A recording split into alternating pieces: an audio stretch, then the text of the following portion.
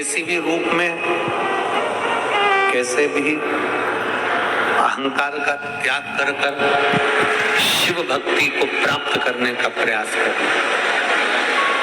किसी के दरवाजे पर जाओ ना जाओ, किसी की चौखट पर जाओ ना जाओ, किसी से मिलने जाओ ना जाओ, पर इतना याद रखो कि देव अधिदेव महादेव के मंदिर, शिवालय और उसकी कथा में जरूर जाओ। कुछ ना कुछ आपको मिलेगा, कुछ ना कुछ आपको प्राप्त जरूर होगा। शंकर के मंदिर में जाने वाला, शिवालय में जाने वाला, शिव तत्व को जानने वाला, शंकर के मंदिर में एक लोटा जल चढ़ाने वाला, भगवान देव अधिदेव महादेव की भक्ति करने वाला, भगवान शंकर की अविरल भक्ति में डूबने वाला खाली नहीं रहता। शिव भक्ति व्यक्ति को खाली नहीं रखती।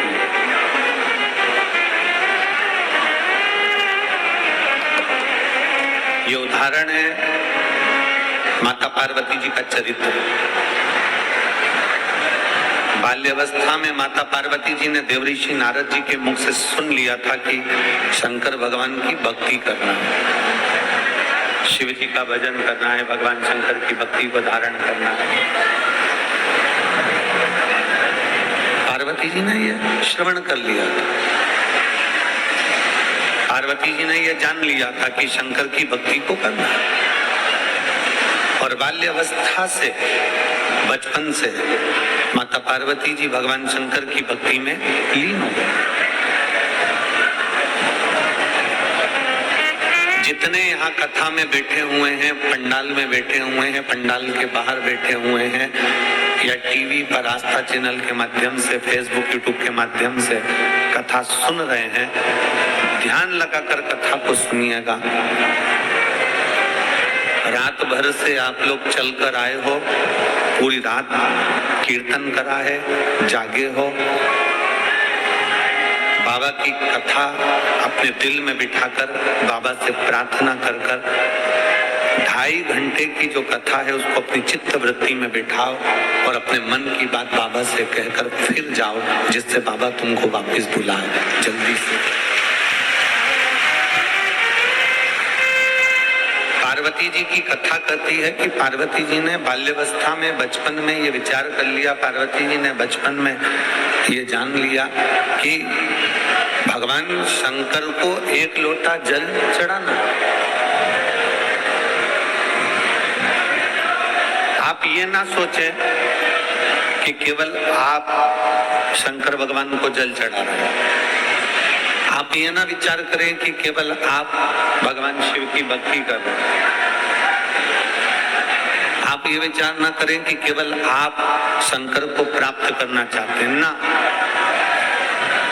शिव महापुराण की कथा कहती है माता पार्वती जी ने भी शंकर को एक लोटा जल चढ़ाया, माता सती ने भी भगवान शंकर को एक लोटा जल चढ़ाया, भगवान श्री गणेश जी महाराज ने भी भगवान शंकर को जल चढ़ाया, श्री हनुमान जी महाराज ने भी भगवान शंकर को जल चढ़ाया, स्वयं भगवान नारायण ने भी राम अवतार रखकर शिव को जल चढ़ाया, भगवान कृष्ण अवतार लेकर भी शंकर को जल चढ़ाते हैं। शिव महापुराण की कथा कहती है जब नारायण ने भगवान शंकर को जल चढ़ाया, ब्रह्मा जी ने भगवान शंकर को जल चढ़ाया, इंद्र ने भगवान शंकर को जल चढ़ाया, 33 कोटि देवताओं ने भगवान शंकर को जल चढ़ाया, जब सबने जल चढ़ाकर अपनी मन की कामना पूरी कर ली, अपनी मनवांछित फल प्राप्त कर लिया, तो फिर मनुष्य क्यों भटके?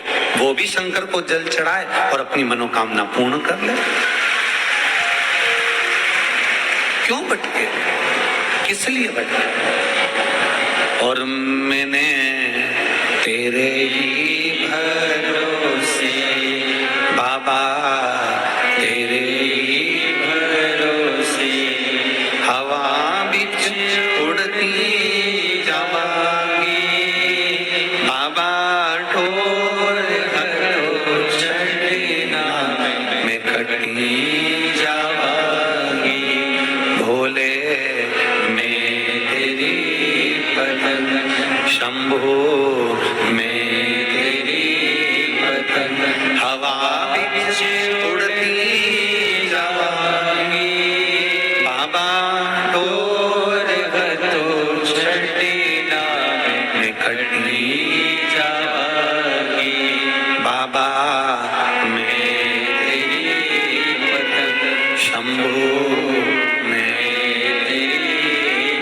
शिव महापुराण की कथा कहती है, माता पार्वती जी शंकर जी की आराधना कर रही है, माता सती शिव की आराधना कर रही है, भगवान श्री गणेश जी शिव की आराधना कर रहे हैं, श्री हनुमान जी शिव की आराधना कर रहे हैं। फिर हम क्यों भटके? हमारा भटकना किस लिए? हम किस लिए भटक रहे हैं? हम क्यों इधर उधर जाए? हम क्यों इधर उधर भटकते?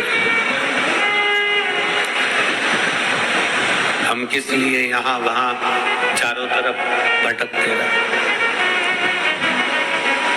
शिव महापुराण की कथा में अगर आप लोग बैठे हैं तो एक संकल्प अपने भीतर उतार कर जाइए। शिव महापुराण की कथा में अगर आप लोग बैठे हैं तो एक संकल्प अपने अंदर उतार कर जाओ कि मैं कहीं प्रपंच में, ढोंग में, दिखावे में, भ्रम में नहीं पड़ूंगा। अगर मेरी जिंदगी में दुख आया, तकलीफ आई, कष्ट आया तो मैं शंकर के चरणों में जाकर पड़ूंगी, पर ढोंग प्रपंच में नहीं पड़ूंगी।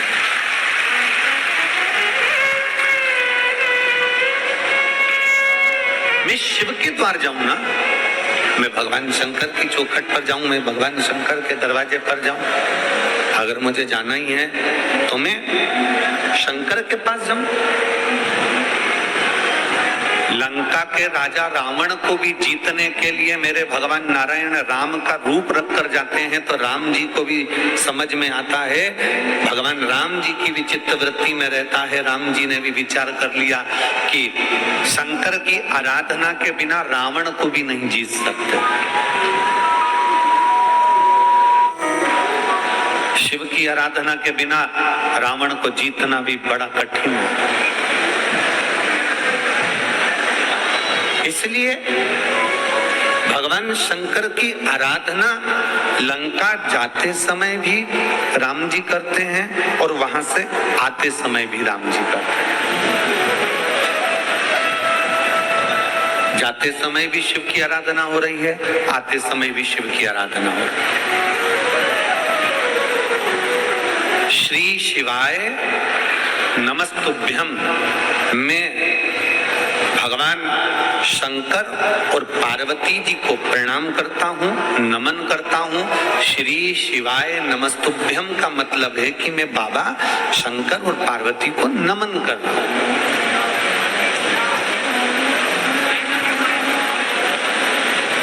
एक पत्र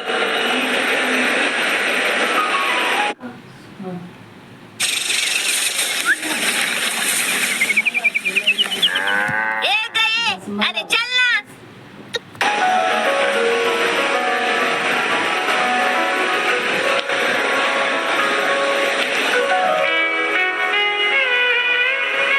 मैं सुनील कुमार राय, ग्राम मोतीपुर, पोस्ट महुआ, थाना कंटेया, जिला गोपालगंज, बिहार का निवासी हूँ।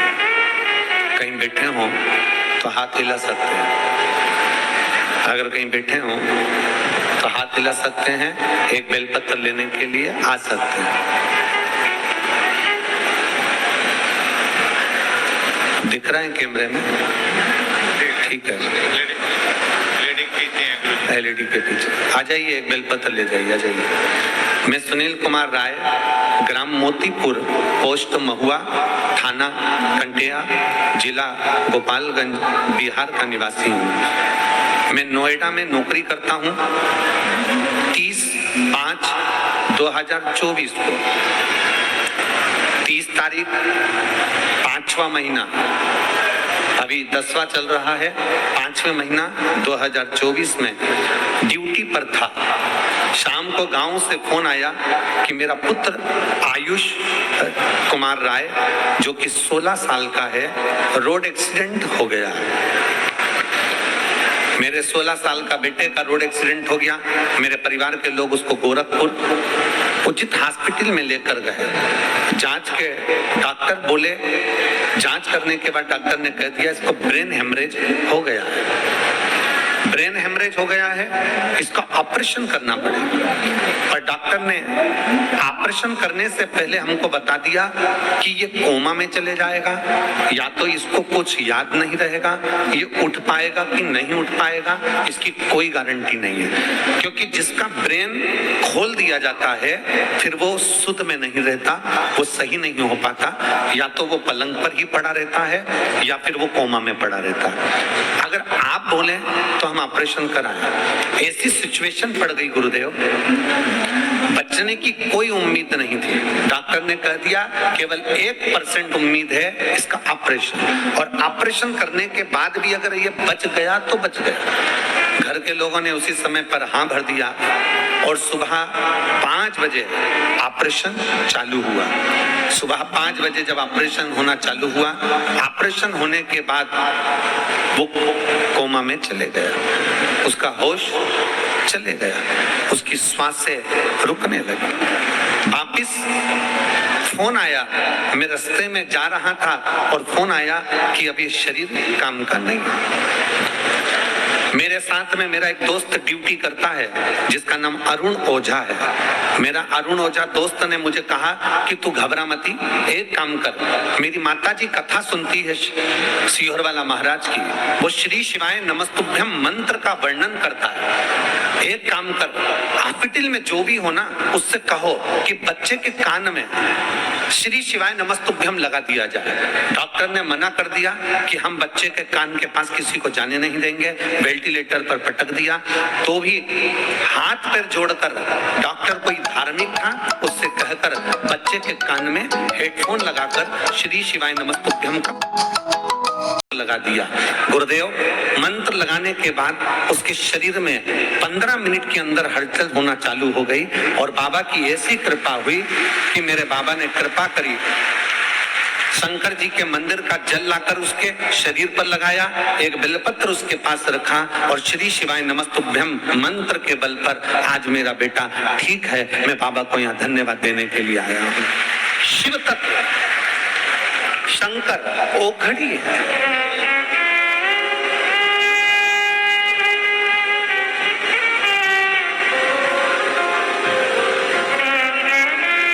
हमने तो आपको कई बार कथाओं में भी कहा, शायद आप लोगों ने लिखा भी होगा, हमने तो कथा के माध्यम से भी आपको वर्णन किया कि अपने घर के दरवाजे पर श्री शिवाय नमस्तुभ्यम लिख दो।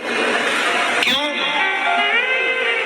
सामने वाला अगर कोई व्यक्ति आ रहा है, शिव महापुराण की विद्येश्वर संहिता कहती है कि श्री शिवाय नमस्तुभ्यम बोलने वाले के केवल मुख का दर्शन कर लो तो हजारों अश्वमेध यज्ञ का फल प्राप्त हो जाता है और हमारे पुण्य प्रबल हो जाते हैं।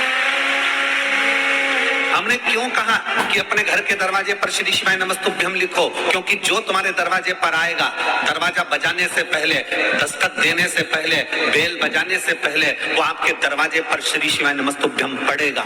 जब उसके मुख से श्री शिवाय नमस्तुभ्यम निकल जाएगा तो आप जब दरवाजा खोलेंगे तो उसके मुख का भी दर्शन करेंगे तो आपका जीवन सार्थक हो जाएगा।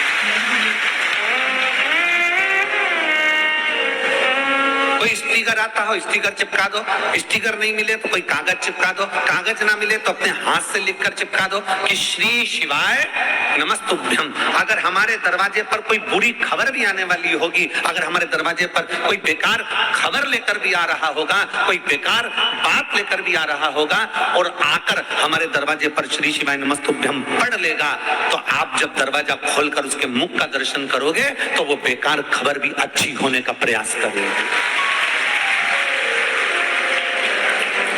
श्री शिवाय नमस्तुभ्यम शिव महापुराण की विद्येश्वर संहिता का वो तत्व है जिसको दुनिया के लोग अगर समझ जाएं, कहते हैं दुनिया के लोगों को पहले स्मरण में नहीं था कि पशुपति व्रत क्या है। शिव महापुराण के माध्यम से लोगों ने पशुपति व्रत को जाना, शिव महापुराण के माध्यम से भगवान शंकर की विरल भक्ति को जाना, शिव तत्व को। एक श्री शिवाय नमस्तुभ्यम मंत्र की महत्वता क्या है, एक पत्र और देखिए। पत्र थोड़ा लंबा है, लगभग 4-5 पेज का है। हम इतना बड़ा तो उसको पढ़ेंगे नहीं, हम पढ़ चुके।